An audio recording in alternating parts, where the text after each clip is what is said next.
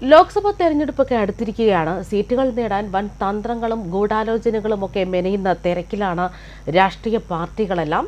മൂന്നാം തവണയും മോദി സർക്കാർ ഇത്തവണ 400 കടക്കുമെന്ന മുദ്രാവാക്യത്തിലൂന്നിയാണ് BJPയുടെ പ്രവർത്തനമൊക്കെ നടക്കുന്നത്. ഇപ്പോൾ വീണ്ടും കേരളത്തിൽ മോദി എത്തുന്നുവെന്ന വിവരങ്ങളാണ് പുറത്തുവരുന്നത്. പ്രധാനമന്ത്രിയുടെ ഓഫീസിൽ നിന്നാണ് ഈ വിവരങ്ങൾ ഇപ്പോൾ എത്തിയിരിക്കുന്നത്. അതായത് കൂടുതൽ നീക്കങ്ങൾ BJPയിൽ നിന്നുണ്ടാകുമെന്ന് തന്നെയാണ് ഇതിൽ നിന്ന് വ്യക്തമാകുന്നത്. കരുവന്നൂർ വിഷയമടക്കം ചൂണ്ടിക്കാണിച്ച് BJP കരുനീക്കങ്ങളുമായി ഇറങ്ങുന്നു. ഈ മാസം 15-നകം വീണ്ടും കേരള സന്ദർശനത്തിന് പ്രധാനമന്ത്രി എത്തുക. ഇരിങ്ങാലക്കുടയിലാകും മോദി എത്തുന്നത് എന്നാണ് വിവരങ്ങൾ. അതായത് പ്രധാനമന്ത്രിയെ കരുവന്നൂരിനടുത്തുള്ള ഇരിങ്ങാലക്കുടയിൽ എത്തിക്കാനാണ് പാർട്ടി നേതൃത്വം ശ്രമിക്കുന്നത് എന്നാണ് വ്യക്തമാകുന്നതും.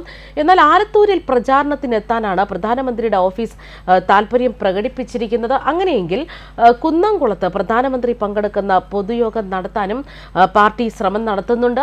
പ്രധാനമന്ത്രി തന്നെ കരുവന്നൂർ വിഷയം ഏറ്റെടുക്കുന്നതോടെ പൊതുജനങ്ങൾക്കിടയിൽ പ്രത്യേകിച്ച് തൃശൂരിൽ ഇക്കാര്യം തെരഞ്ഞെടുപ്പിൽ സജീവ ചർച്ചയാകുമെന്ന് തന്നെയാണ് പാർട്ടി കേന്ദ്ര നേതൃത്വത്തിന്റെ കണക്കുകൂട്ടൽ. അതായത് കരുവന്നൂർ വിഷയത്തിനൊപ്പം തന്നെ മാസപ്പടി, മസാല ബോണ്ട് വിഷയങ്ങളിലും കേന്ദ്ര ഏജൻസികളുടെ കൂടുതൽ നിർണായക ഇടപെടലുകൾ ഉണ്ടായേക്കുമെന്ന റിപ്പോർട്ടുകളും പുറത്തുവരികയാണ്. അതായത് CPM-ലെ ഏറെ പ്രമുഖരായ നേതാക്കളെ ചോദ്യം ചെയ്തേക്കും എന്നും സ്ഥിരീകരിക്കാത്ത റിപ്പോർട്ടുകൾ തന്നെയാണ് പുറത്തുവരുന്നത്. കരുവന്നൂർ വിഷയത്തിൽ ആദ്യം ED ആണ് അന്വേഷണം നടത്തിയതെങ്കിൽ ഇപ്പോൾ ആദായ നികുതി വകുപ്പ് അടക്കം കടുത്ത നീക്കങ്ങളിലേക്ക് തന്നെ കടന്നിരിക്കുന്നു. ഇക്കഴിഞ്ഞ ദിവസം തന്നെ ആദായ നികുതി റിട്ടേണിൽ കാണിച്ചില്ലെന്ന് കാട്ടി CPM തൃശൂർ ജില്ലാ കമ്മിറ്റിയുടെ പേരിലുള്ള ബാങ്ക് ഓഫ് ഇന്ത്യയിലെ 9.5 കോടിയുടെ 4 അക്കൗണ്ടുകളായിരുന്നു മരവിപ്പിച്ചത്. വിവിധ ആവശ്യങ്ങൾക്കായി ആരംഭിച്ച ഈ അക്കൗണ്ടുകളിൽ 1 കോടിയുടെ സ്ഥിര നിക്ഷേപമടക്കം 10.5 കോടിയാണ് ഉണ്ടായിരുന്നത്. ഈ മാസം 2-ന് 1 കോടി രൂപ ജില്ലാ സെക്രട്ടറി MM വർഗീസ് പിൻവലിച്ചിരുന്നു. നിലവിൽ 9.5 കോടിയാണ് ഈ അക്കൗണ്ടിലുള്ളത്. ഈ പണത്തിന്റെ സ്രോതസ് അടക്കം വ്യക്തമാക്കാതെ പിൻവലിച്ച 1 കോടി ചിലവഴിക്കരുതെന്നാണ് ആദായ നികുതി വകുപ്പ് ഇപ്പോൾ നിർദ്ദേശിച്ചിരിക്കുന്നത്. അതായത് കരുവന്നൂർ ബാങ്ക് തട്ടിപ്പിൽ ED നടപടിക്ക് പിന്നാലെയുള്ള ആദായ നികുതി വകുപ്പിന്റെ നീക്കം തിരഞ്ഞെടുപ്പ് അടുത്തിരിക്കെ CPM-നെ വെട്ടിലാക്കുമെന്ന് തന്നെയാണ് വിവരങ്ങൾ. വരും ദിവസം കരുവന്നൂർ വിഷയത്തിൽ ചോദ്യം ചെയ്യലിനായി മുൻ MP PK ബിജുവിനെയും CPM ജില്ലാ സെക്രട്ടറി MM വർഗീസിനെയും വീണ്ടും ED വിളിപ്പിച്ചിരിക്കുന്നു. ഇരുവരെയും ഒന്നിച്ചിരുത്തി ചോദ്യം ചെയ്യുമെന്ന് തന്നെയാണ് വിവരങ്ങൾ. നേരത്തെ വിളിച്ചു വരുത്തിയപ്പോൾ ചില ചോദ്യങ്ങൾക്ക് MM വർഗീസ് വ്യക്തമായിട്ടൊന്നും ഉത്തരം നൽകിയിട്ടില്ലായിരുന്നു എന്ന് തന്നെയാണ് ED കേന്ദ്രങ്ങളും വ്യക്തമാക്കുന്നത്. എന്നാൽ തിരഞ്ഞെടുപ്പിൽ തങ്ങളെ ഏത് വിധേനയും വേട്ടയാടുക മാത്രമാണ് BJPയുടെ ലക്ഷ്യമെന്നൊക്കെയാണ് CPM ആരോപിക്കുന്നത്.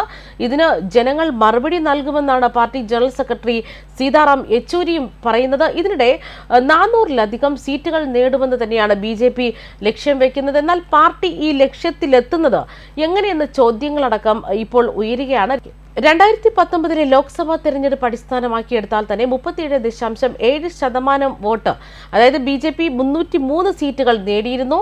അതേസമയം NDA സഖ്യം 38.4% വോട്ട് ചെയ്തതോടെ 352 സീറ്റുകൾ നേടി. നിലവിലെ ലക്ഷ്യത്തിലെത്തണമെങ്കിൽ 1984-ലെ തെരഞ്ഞെടുപ്പിന്റെ മാതൃകയിൽ വോട്ട് വിഹിതം 50%-ഓളം എത്തിക്കേണ്ടി വരുമെന്നും അതുകൊണ്ടാണ് 50-ലധികം വോട്ട് ലക്ഷ്യമിട്ടതെന്നും BJP വ്യക്തമാക്കുന്നുണ്ട്. BJP 13% വോട്ട് അല്ലെങ്കിൽ 12% വോട്ട് NDAക്ക് അനുകൂലമായി തന്നെ മാറേണ്ടതുണ്ട്.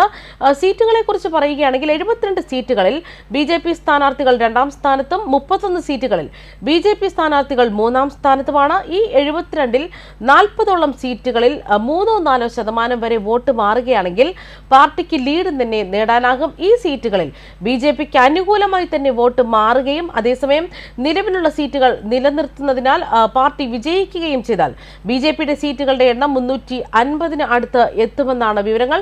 ഇപ്പോൾ സഖ്യത്തെക്കുറിച്ച് പറയുമ്പോൾ NDAയിലെ മറ്റ് ഘടകകക്ഷികൾ കഴിഞ്ഞ തെരഞ്ഞെടുപ്പിൽ 49 സീറ്റുകൾ നേടിയിരുന്നു. NAയിലെ മറ്റ് ഘടകകക്ഷികൾ കഴിഞ്ഞ തെരഞ്ഞെടുപ്പിലെ പ്രകടനം ആവർത്തിച്ചാലും BJPക്ക് 400 കടക്ക് എന്ന ലക്ഷ്യം കൈവരിക്കാനാകും. അതുകൊണ്ട് തന്നെ BJP വിട്ടുപോയ പഴയ സഖ്യകക്ഷികളെ ഒരുമിച്ച് കൊണ്ടുവരുന്നതിലും ഓരോ സീറ്റിലും ബഹുജന അടിത്തറയുള്ള നേതാക്കളെ ബന്ധിപ്പിക്കുന്നതിലും ശ്രദ്ധ കേന്ദ്രീകരിക്കുകയാണ്.